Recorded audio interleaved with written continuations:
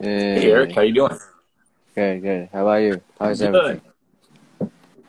Glad that worked. I wasn't sure. I wasn't sure I was going to be able to connect there for a second. Thanks, man. My pleasure. So how's everything over there? Things are good over here. I'm in Michigan, so it's pretty cold here, but we've had some nice weather and we're staying super busy, so that's good. Good. So how's COVID? Actually, COVID has gotten a ton better recently. They Ooh. just yesterday in my area, they lifted all of the mask mandates for public schools. Um, so our numbers, we had a big spike, probably like a lot of people did in, around December and January, and it dropped down really quickly. So I think things are pretty good. How about Glad over, to hear. how about over there? We're good over here. We're good. Yeah, Like, yeah, we all like 70% of our people like get their third vaccination, I think, that's great. just recently. So, That's yeah, great. I think probably next few months we are able to like travel again. That's great. Yeah, I think there's been some big travel restrictions Yeah. uh, back and forth. So Cool, cool. So I follow you. I can't remember when I started to follow you, but like there's a lot of like Taiwanese coaches don't know who you are. So like can you introduce yourself for the coaches? yeah, absolutely. So my name is Jim Kielbaso, and I'm the president of the International Youth Conditioning Association. Most people call it the IYCA, and I own a sports performance training center here in the United States called Impact Sports Performance. Um, I'm a former college strength and conditioning coach, and I've written a couple of books and done lots of uh, online products for sports performance training, mostly speed development. Um, and actually, for the past maybe 2 years, I've been doing well, maybe it's three now, been doing certifications in mainland China through the IYCA. And I've gone over a couple times into Shenzhen and Beijing to do the online certification, or I'm sorry, the live certifications. And COVID shut all of that down, but No. we've now done, I think, three online kind of live certifications where I've been able to, to interact live with groups of people um, in China, and it seems to be growing quickly.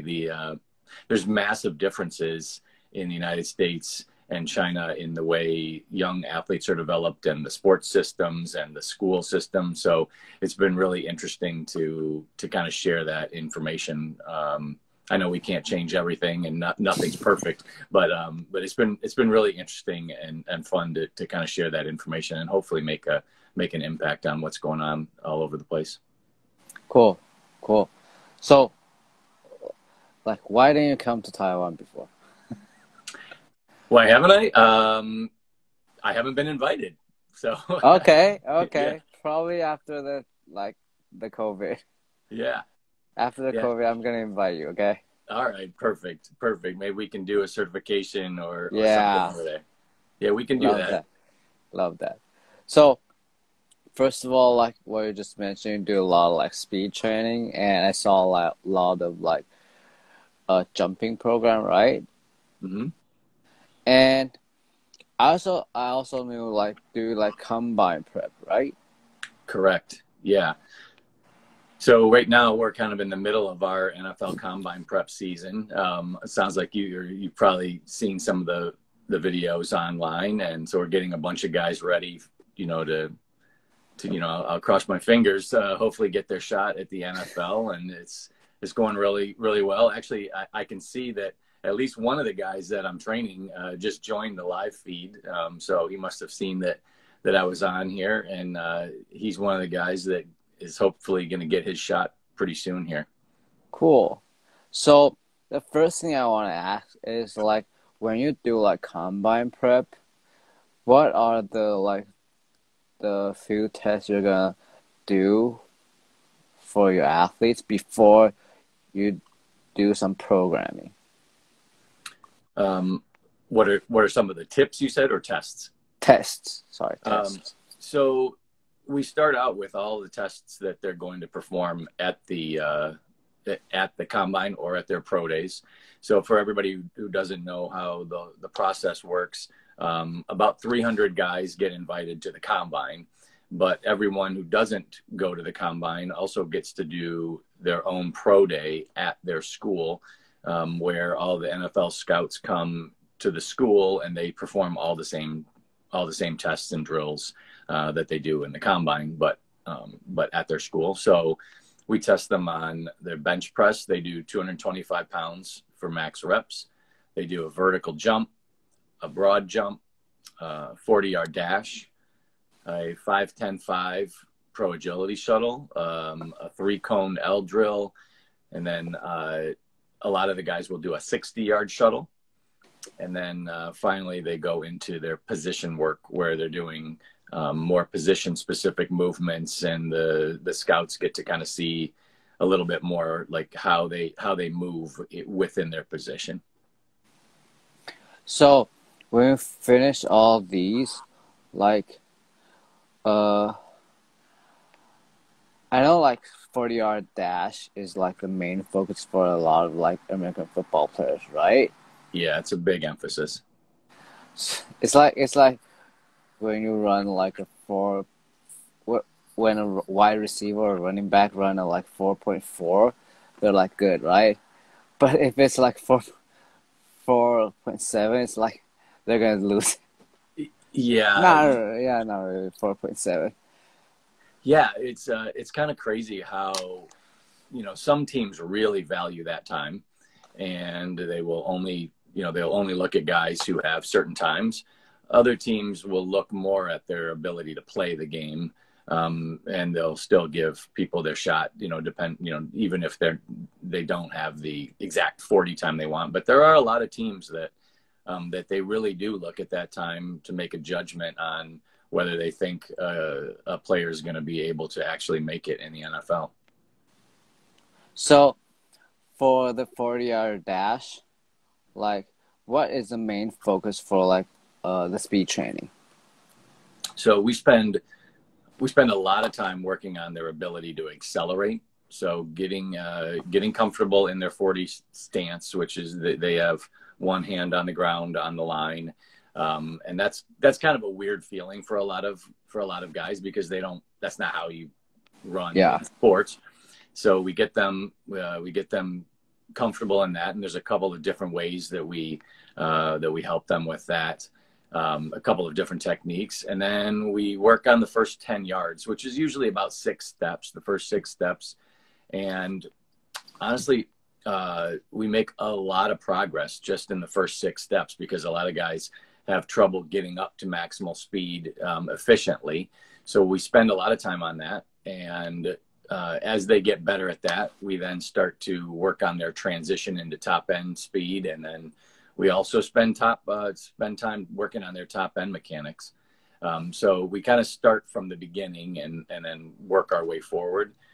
Early on in the program, we usually have to do a decent amount of conditioning just to get guys in shape enough so that they can do lots of reps throughout each training session without getting so tired that their technique just completely is blown. So we usually start out early in the program with that technique and some conditioning so that so they can get more out of the training as we go.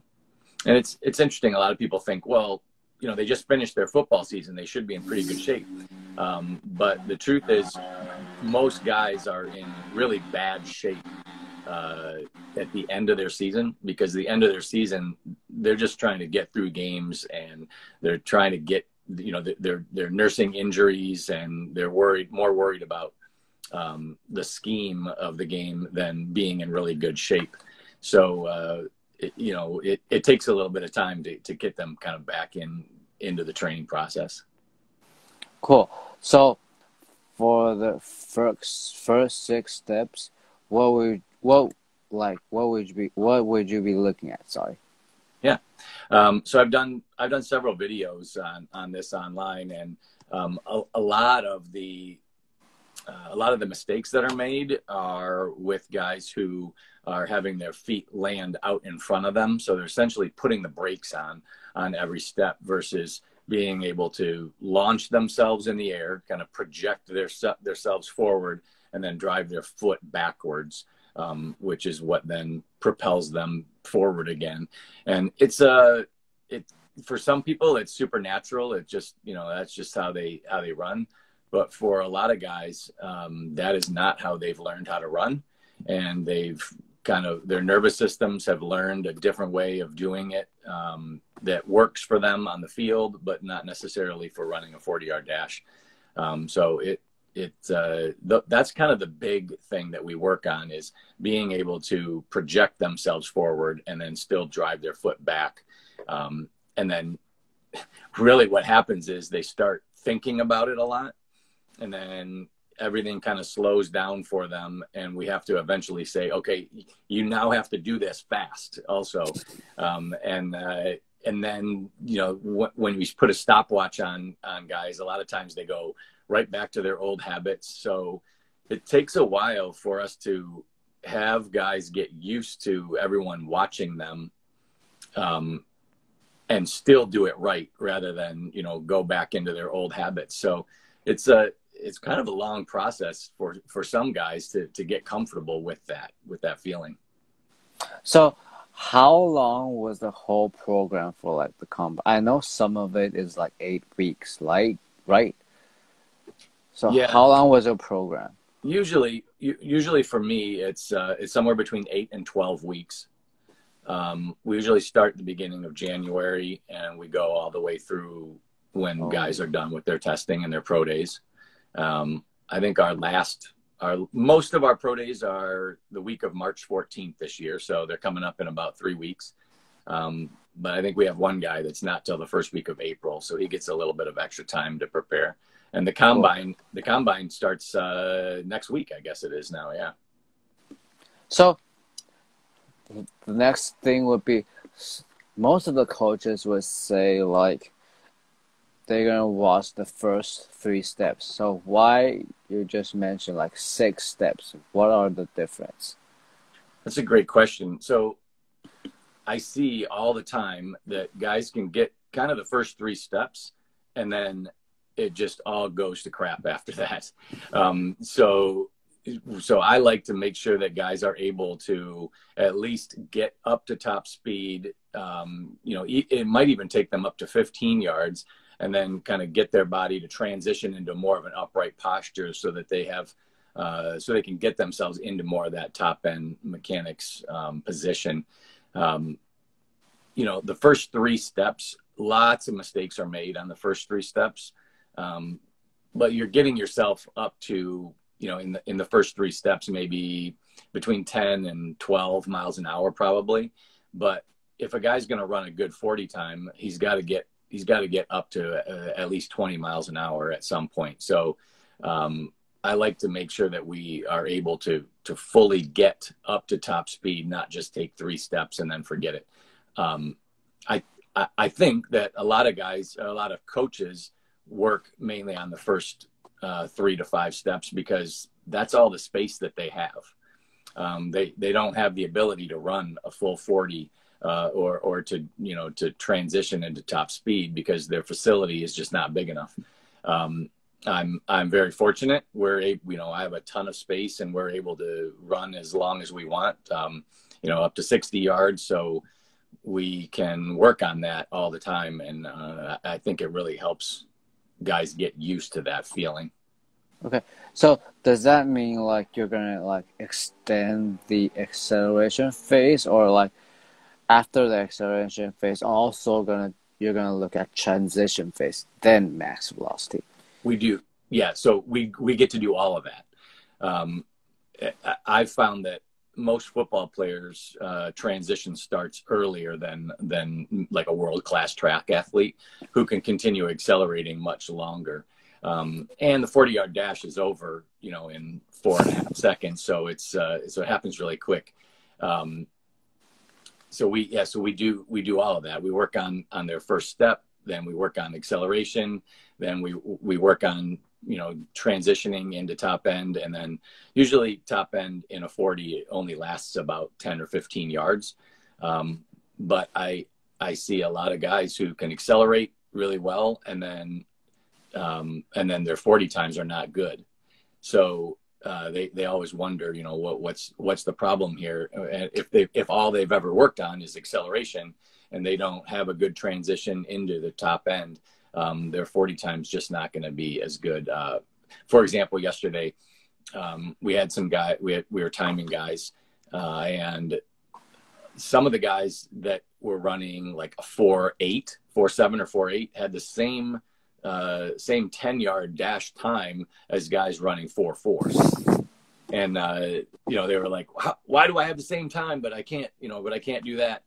And there was even one guy who had a slower 10-yard time, but a faster 40-yard time, because he's able to continue accelerating and he's got great top end speed. So it's important that we address all of that and kind of help guys who are good in one area get better in the other areas.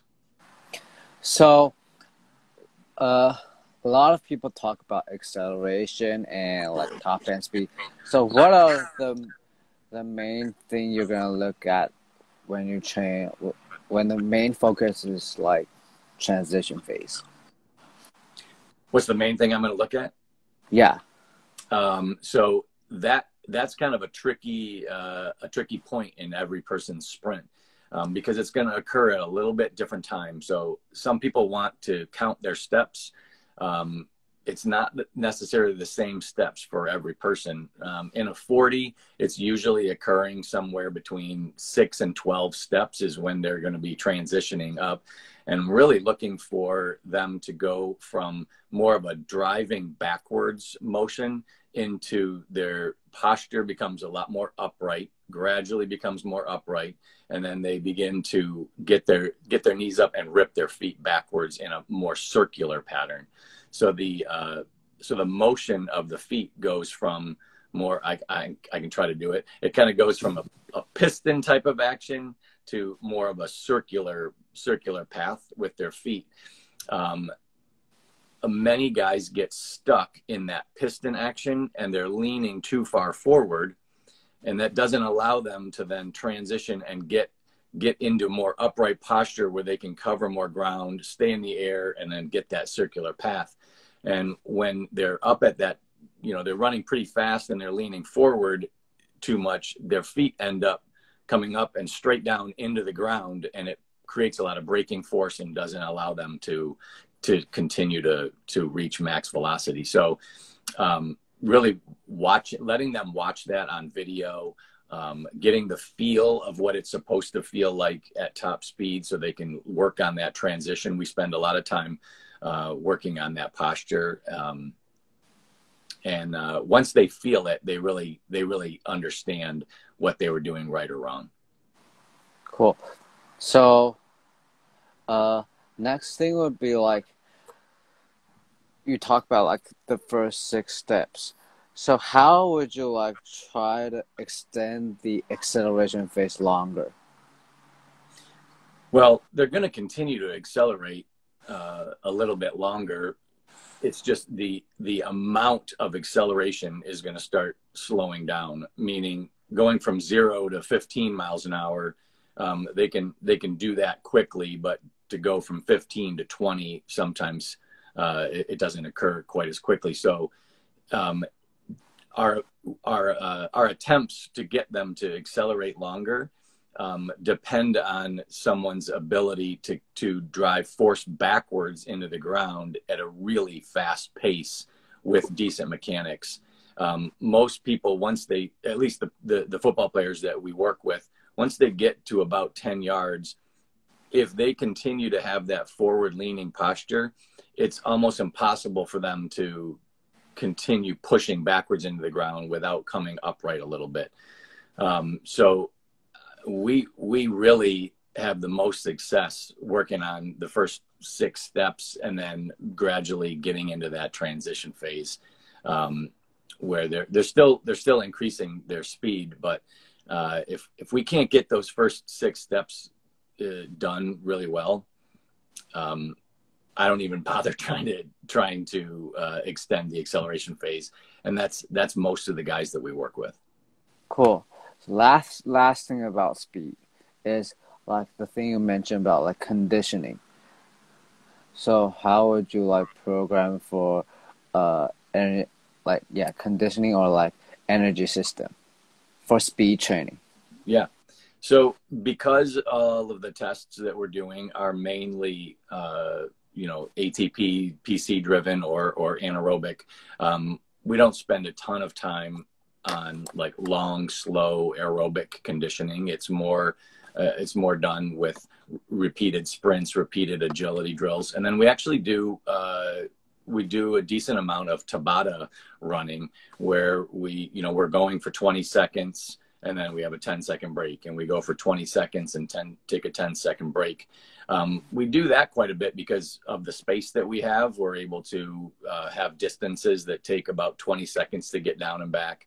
And it only takes 4 minutes. They get in shape pretty quickly because of those protocols, they work. And then being able to have them do repeated sprints, we spend a bunch of time on high-speed treadmills, where they're working on higher incline running, and we can push them to the point of, I don't want to say complete exhaustion where they're falling off the treadmill, but we can push them to the point where they're not able to maintain that speed anymore. And by doing that repetitively, they're working on a lot of force production because of the incline, and then also conditioning because they're having to extend the time that they start fatiguing. So between repeated agility drills, Tabata sets on the turf, and then the incline treadmill running, those first few weeks really get a lot of guys pretty fatigued quickly, and then build up their capacity to work harder longer. Yeah. So I'm going to jump into the next topic, is about like jumping. And I know you have a like jumping program. So still kind of want to ask, when people start to train jumping, like, are you going to do some like counter movement jump and squat jump, that kind of test to like do the before the training, like to test them? Yeah. So the tests that we do for these guys are usually a vertical jump and a broad jump, 2-leg broad jump. For everyone else that comes and trains with us, we typically do also a counter movement jump, and then we'll do broad jumps off of 1 foot. For some athletes, we'll do broad jumps laterally. So we'll start on 1 foot and jump sideways to see if there's any limb to limb discrepancies that we need to work on. Counter movement jumps we use a lot during training, but they don't necessarily get tested by us, or if we're doing NFL Combine training. But we'll do a lot of jumping kind of mixed into our warm-up routine. So my warm-up routines are relatively long because they essentially just transition into the training for the day. So they will include lots of fundamental motor skills and stretches, but in between we'll also be doing we'll be doing jumping activities, and we start typically with low level high speed jumps like quick line hops and footwork type of drills, and then transition into some more max effort, either vertical jumps, broad jumps. In training we get into more multi-directional jumping, maybe where there's twisting and turning. But kind of the key to some of that is to give them enough enough time in between sets that they can continue to do their jumping with maximal effort. Something I see all the time in jump training in a group setting is that athletes are worried that they're going to get really fatigued and they're not going to be able to get through the workout. So they hold back early on in the workout. They, if I say do 5 jumps as high as you can, they're holding back a little bit because they know if they jump as hard as they can over and over again, they're going to start getting tired. So helping athletes learn that, look, you're going to get lots of recovery time here. This is the time where you have to jump as high as you can. That kind of switches their mindset so that they can really give everything they have on those jumps. Cool. So people talks about like speed, and when they run faster, they're probably gonna jump higher. What are your thoughts about like the correlation between speed and jumps? Yeah, speed and jump. Yeah, I mean, there's definitely a correlation, and there's been a lot of studies about it. That being said, I've seen guys who can jump really high and they don't run super fast, and some of that's mechanics. Some of that is just, it's a different training, so they need to work on both. And that's why they test them separately. I typically see guys who can run fast also have good vertical jump or good broad jumps, but it's not 100% of the time. Yeah. And also when like athletes, they can jump higher, they don't really able to run faster, right? Not necessarily. Yeah. Yeah. But go yeah. ahead. But like in the contract, when athletes are able to like run faster, they're probably gonna be able to like jump higher. Probably, but we have to practice them separately to make sure that they're good at both. Yeah. I've seen lots of basketball players who are really good jumpers, but they don't practice sprinting as much because it's not as big a part of their sport. So they can typically jump really high, but their speed is, okay. But guys who can run really fast typically can jump really well. So what are if I want to like train my athlete to like jump higher, how would you program it, or what are the main focus you're gonna look at? Well, we're gonna address strength, we're gonna address power, and then we're gonna address basically like speed, strength, or being able to move quickly just with their body weight. So a big part of our program is always strength training. So that's always going to be something that we do. We always do our strength training after we do our sprinting and jumping, so that they're not fatigued from the strength training. Then we also do plenty of power training, which is going to be things like weighted jumps or weighted sprints or incline running. And then lastly is always going to be like the max speed or the max effort jumping and sprinting, where it's just their body weight and that they're trying to move as fast as they can, whether, like I said, whether it's jumping or sprinting. To me, you have to do all 3 of those things as part of your programming leading up to when you really want to jump or run as fast as you can. I've found the best success by incorporating all 3 aspects of training. So does that mean the combine prep for probably 8 to like 12 weeks? It's gonna be like 2-week block, 2-week block, 2-week blocks? Well, I think some people program like that. For me, it's more after we do the initial instruction, so people are working on their technique. That's usually the first week or 2. After that, we kind of rotate it throughout the week.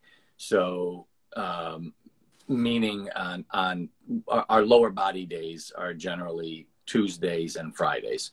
So on Tuesdays, it's more about speed and power.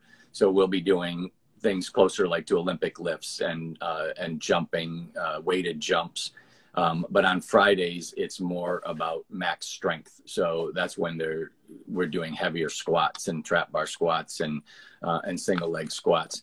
Part of that is because if we do lower body training too hard during the week, they're so sore and fatigued that they can't do the speed work as well. So I've made that mistake before where, we would train legs really hard early in the week. And then the rest of the week is kind of shot because they can't run fast when they're sore and fatigued. And we've had to pull back on that and concentrate more on our strength training late in the week where they're going to have the weekend to recover. We give them 2 days to recover for the weekend. And then we do the same thing for, say, for bench press.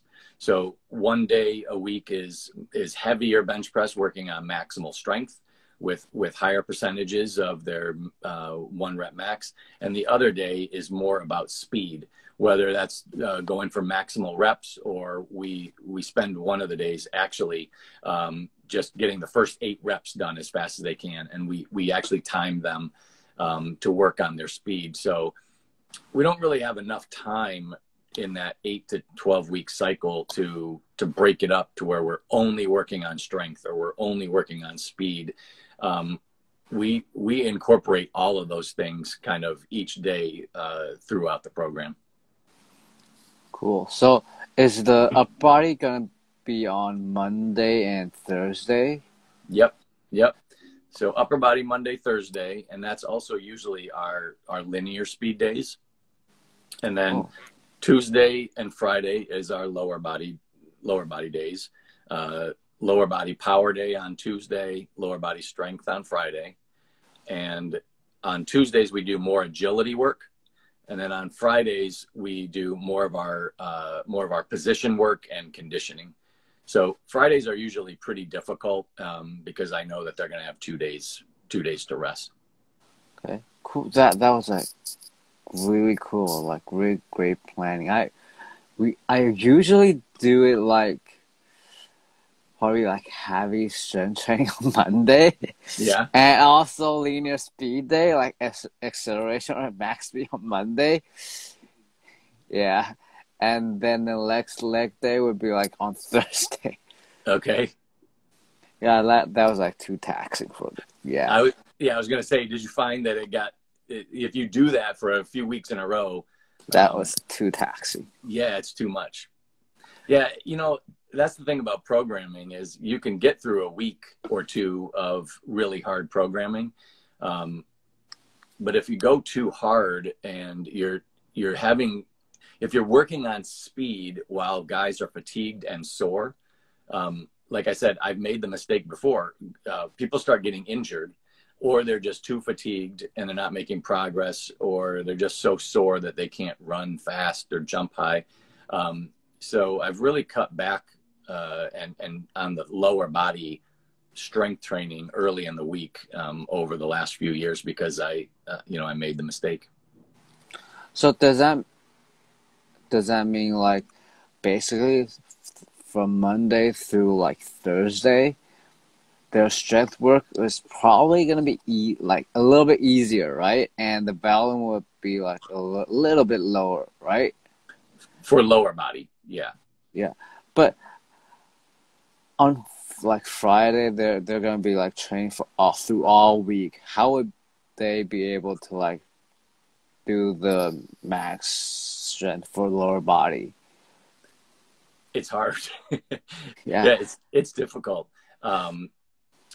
The thing is though, the strength is such a small part of the overall equation, and in 10 weeks time, you can only make so much improvement in maximal strength. If you spend all that time working on strength, then you're not going to get the speed work in. So since the tests and the important stuff that they're going to be looked at, or that's going to be looking at is all the speed, that's what we spend more of our time on. So for athletes like football, like soccer, or like basketball, mainly they do is like running and jumping. So these are like this kind of program also fit for all these athletes for probably during the season or when they're in off season, right? Yeah, very similar. Now, if somebody comes to me and, they're a good athlete, they don't have to perform for 2 or 3 months, and they know, like, look, I'm not strong, but I'm fine with my conditioning, just for example, then we can change the program and step back and say, okay, we have a lot of time to build up your strength. Let's focus more on that. But if somebody comes to me 4 weeks before their season and they're not in good shape and they're going to have to run a lot, well, we better get them in shape, more so than worry about adding 5 pounds, max strength to their back squat. That's going to go away in a month anyway. We need to get them ready for the season.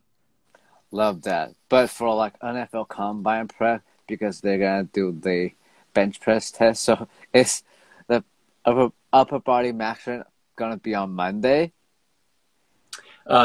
Actually, I used to do it that way. I used to do upper body max strength on Monday, and we switched it to working on speed on Monday when they're a little bit more fresh. Now, I would change that for guys who have low strength. So if for somebody who they can't even put 225 up one time, our program would be very different, because then it turns in then 225 pounds. That's a maximal strength type of test. Yeah. But a lot of the guys that train with me, even on the first day, they can do 15, 20 reps. So that test is no longer a strength test. It's more of a muscular endurance and a speed test. So, so the way we train has switched to more working on the speed and continuing the set longer than just an all out max strength test or strength program. Love it. Love it. The Friday is going to be so taxing. Thursday going to be max strength upper body, and Friday going to be max strength lower body. And conditioning beforehand. So yeah, it's really difficult. How are they going to be able to go through 8 weeks, man? So that's a great question. And we talk a lot early on in the program about, hey, on Wednesdays and on the weekends, you've got to take time off. You can't be out, running around trying to do extra stuff on Wednesdays and the weekends. They need time to recover. And I've seen it many times where we'll get about 4 weeks into the program and somebody will be really tired and they're not making any progress. And then I'll start asking them questions like, well, what are you doing on Wednesday? Oh, I'm going out and I'm running routes and I'm doing, I'm catching footballs. And what about on Saturday? Well, on Saturday I go and I go to the gym and I get extra work in. Okay. Oh, not good. Not good. And a lot of people think, and I like the attitude, like more is better. I got to do more because my test is coming up soon. I got to do as much as I can, but our bodies just aren't made for that. Yeah.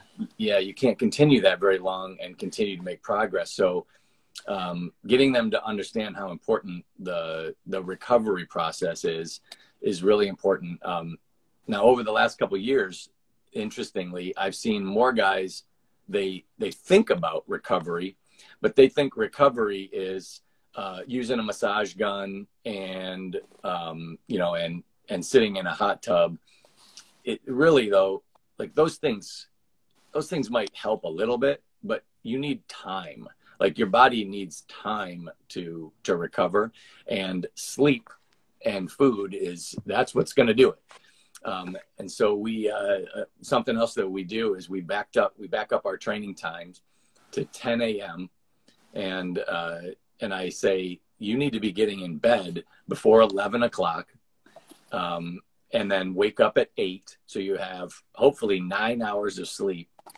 You then can eat, have time to get to the gym to train, because if they're not getting 8 to 9 hours of sleep during an intense training phase, it's just a lot harder to recover. And most college athletes don't get anywhere near that.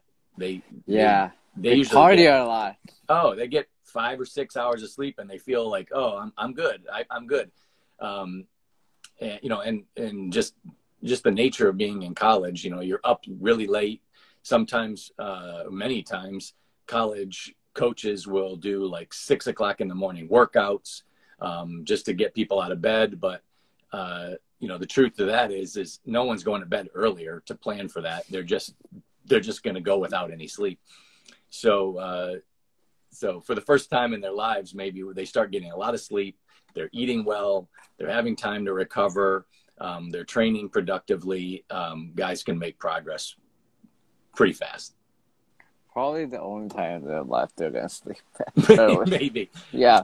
Yeah. The only 8 weeks of their life they're going to be sleeping at like 10 or 11. Yeah, exactly. And sleeping like 9 hours a day. Yeah. That was cool. Yeah. So that's like all the questions I have today. Love it, man. So, for the coaches who are interested in what we're talking about, where can they reach out to you? And what are the future? So they can reach out to me on Instagram. You know, I can always answer questions on Instagram.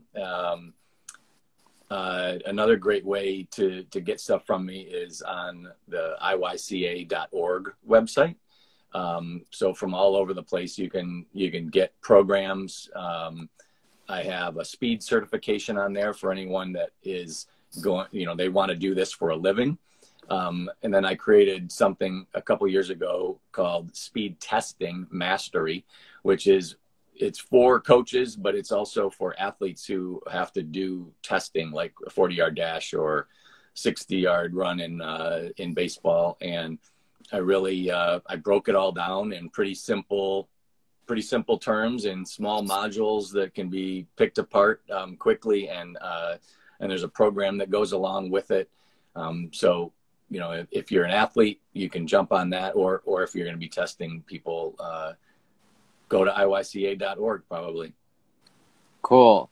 So after the COVID, I'm definitely going to invite you to Taiwan, or probably we can do some online education. Yeah, that'd be awesome. Yeah, I'm going to do the second episode. Love it. Learn a lot. We can definitely do a second episode. And you know what? I can put you in touch with the group that I work with in mainland China. They're awesome people. They can help with that. And people that are on WeChat, we have a Chinese version of IYCA on there, so they can find us on there and see more of what we're doing over there. And it's not all in English, so it might be a little bit easier for people to understand. And it's okay. Yeah, and they can get involved over there, and then when I'm over there, they can come see me. Cool, man. Thanks. All right, Eric. I appreciate it, man. Appreciate your time. See you. All right. Thanks.